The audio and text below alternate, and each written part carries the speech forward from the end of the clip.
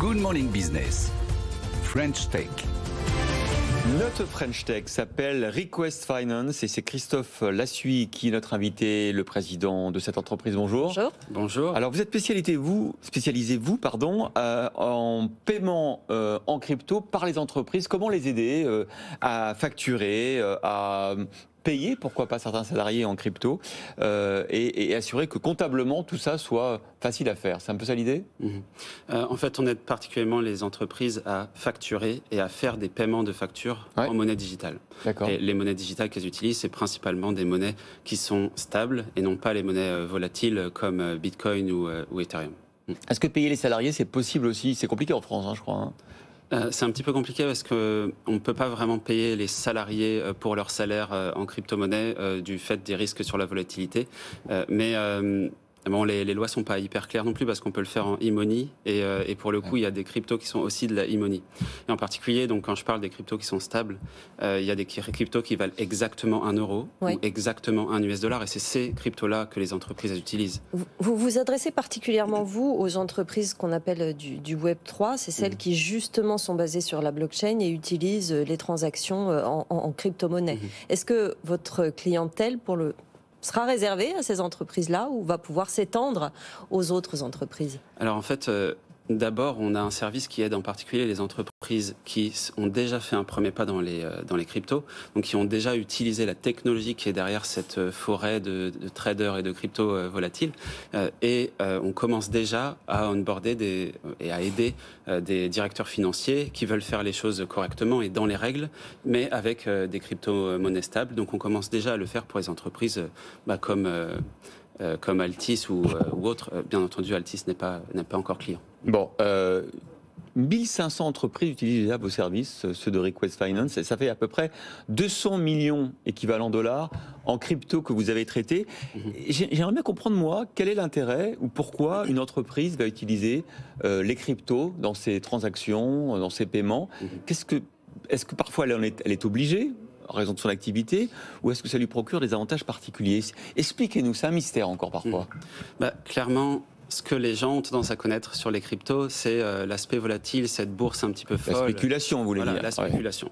Et moi je dis, derrière cette forêt de traders et de spéculation, il y a une technologie qui est vraiment utile. Et la technologie, elle est utile parce qu'elle permet de faire des transferts en 3 secondes, elle permet de faire 100 paiements en 30 monnaies différentes dans 25 pays en un clic. Les personnes qui reçoivent l'argent vont le recevoir en 3 secondes et surtout, on va économiser 10 à 50 fois sur les frais bancaires. Mais c'est ça. Est-ce que c'est pérenne de baser son business model sur le fait de détacher totalement du système bancaire actuel ? Moi, c'est l'intérêt du Web 3 qui est complètement décentralisé, mais est-ce que c'est pérenne d'organiser toute une activité d'entreprise autour de quelque chose qui est encore assez peu accepté, par exemple, dans notre pays ? Je me demande, moi, si c'est pérenne d'organiser toutes nos activités d'entreprise sur la monnaie comme l'euro et les rails bancaires qui sont vieux de plusieurs décennies. Non, en effet, soyons raisonnables. A priori, c'est pas mal de faire un petit peu des deux. Quand une entreprise française, par exemple, a des dizaines de factures à payer dans plein de pays différents, plutôt qu'utiliser Swift, elles peuvent utiliser des monnaies stables, donc être en toute sécurité. Elles peuvent passer par Request Finance. C'est principalement leur directeur financier qui décide de ça, finalement, et donc économiser pour la partie qui en a le plus besoin. Quelles sont les conséquences de la crise des cryptos en ce moment, en tout cas de leur valorisation, du décrochage de toutes ces monnaies Est-ce que ça impacte votre activité ? Alors, pour le coup, un gros soupir quand même pour commencer la réponse. Non, c'est une très, très bonne question. Jusqu'à maintenant, ça n'impacte pas du tout parce que le mois dernier, on a fait une croissance de 80% par rapport au mois d'avant, alors que c'est un des pires mois de l'année en termes de marché crypto. Et comme je dis, il y a deux choses à deux vitesses. Il y a la partie trading et il y a la partie l'utilisation et l'adoption. La partie réelle quelque part de ce monde virtuel. Et c'est une adoption qui monte en flèche. C'est les entreprises, en fait, elles ont maintenant les stablecoins, ces monnaies stables, elles peuvent les utiliser. Et c'est pas parce que le marché il fait un petit peu la baisse, un petit peu la hausse qu'elles le font pas. Et après, il faut aussi prendre la perspective. Ethereum, par exemple, a été lancé à 7 ans et ça valait 50 centimes. Aujourd'hui, ça vaut 1500 €. Ça fait x 3000. Donc oui, ça a baissé cette année, mais quand même. Il faut voir ça sur le long terme, évidemment. Vous levez 5,5 millions de dollars. Qu'est-ce que vous allez en faire ? Vous allez notamment développer votre équipe ? Oui, en fait, c'est marrant, mais là où beaucoup d'entreprises en ce moment licencient dans la tech, nous, on fait l'inverse. On embauche. Combien on embauche, comment? Vous êtes combien aujourd'hui? Vous allez embaucher On est une vingtaine, on sera 25 dans 8 semaines, on sera 30 dans 4 mois. On essaie d'embaucher raisonnablement, mais on embauche quasiment à tous les postes, donc des ingénieurs, des personnes en finance, des personnes en marketing, des personnes en force de vente. Alors, on va parler de vous aussi, Christophe Lassus, parce que vous êtes donc cette entreprise française et vous êtes basé à Singapour, vous. Pour quelle raison?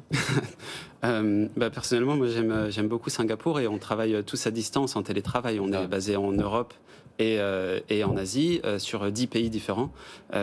Pourquoi pas choisir l'endroit où on est? Nous, ce que ça nous permet, en fait, ça nous permet d'embaucher les meilleures personnes où qu'elles habitent. Mais j'allais vous demander sur ces clients, finalement, quelle part sont des entreprises françaises, mais en fait, ça n'a pas d'importance, vu votre activité. Ça n'a pas trop d'importance. On a des clients dans 50 pays, on a peut-être 3-4% qui sont en France, même si c'est un des marchés qui grandit le mieux pour nous. Voilà, l'entreprise. Notre façon de penser le monde. Eh oui, exactement. C'est un nouveau monde qui s'ouvre à nous. Merci beaucoup, Christophe Lassus, président de Request Finance, d'avoir été avec nous ce matin. Puis bravo pour cette levée de fonds et bon retour à Singapour.